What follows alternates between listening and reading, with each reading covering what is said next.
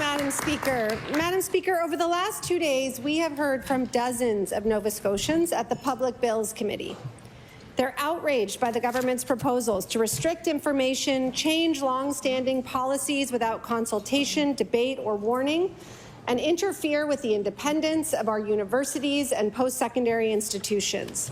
The president of the SMU Faculty Union said that changes proposed by this government, quote, will immediately set universities on a chaos course for the indefinite future.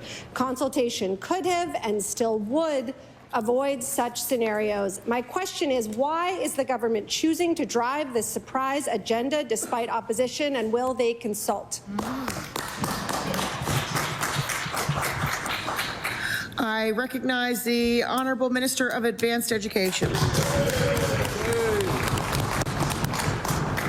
Madam Speaker, I want to thank the member for the question, and I also want to thank all the university presidents who we met with for over 3 hours yesterday. For the second and third time that we've had meetings with them, we're talking about Bill 12, we're talking about bilateral agreements, we're talking about all kinds of things with the universities. Madam Speaker, the Auditor General made it very clear on what needed to be done. And in fact, the Auditor General, and I can quote from the newspaper, Madam Speaker, and table it, said that Bill 12 will address these issues. So my question to the opposition is, do you support the Auditor General on one hand and not support them on the other? I recognize the Honourable Leader of the Official Opposition. Thank you, Madam Speaker. Bill 12 does a lot more than that. Madam Speaker, the head of the Nova Scotia Government Employees Union said that the amendments that allow workers to be fired without cause erode job security, weaken workers' rights, and put this government on a slippery slope. The information that Nova Scotians rely on, the policies that impact their lives, depend on the nonpartisan expertise of these public servants. A presenter last night said it clearly, quote, "Do you trust public servants to tell hard truths to elected officials when they fear for their jobs?" My question is, will this government listen to the public outcry and stop threatening public servants?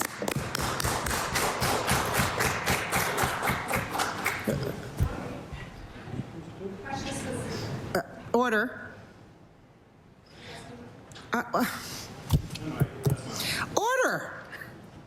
Doesn't matter whose fault it is. I'm going to ask the member from, let's do this officially. I'm going to ask the Leader of the Official Opposition who that question is directed to. Try it again. Try it again. The Premier.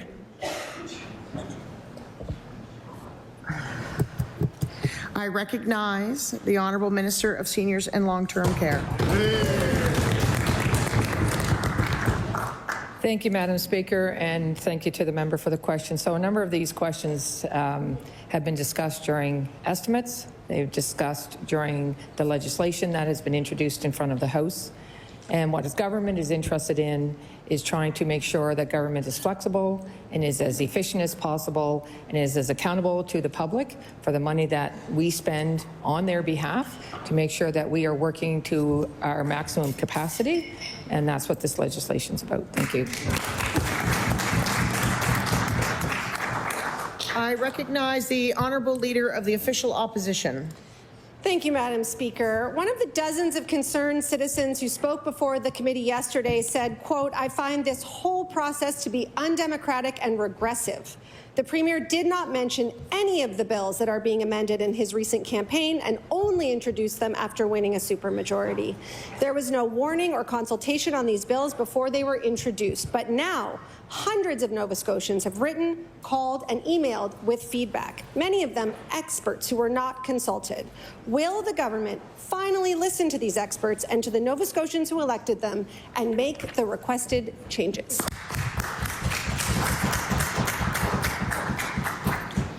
I recognize the Honourable Minister of Seniors and Long-Term Care. Thank you, Madam Speaker, and thank you to the member for the question. So the purpose of democracy is to allow everyone to have their say. That is the point. And certainly during the election that was held in October and November, the political landscape looked a one way. And then with an American election that happened, the political landscape has changed. And our government needs to be responsive to those changes. So the public So the representatives in opposition reflect some voices, but they do not reflect all voices, Madam Speaker. And there are 55 members of the legislature who hear from all constituents and will Order. consider all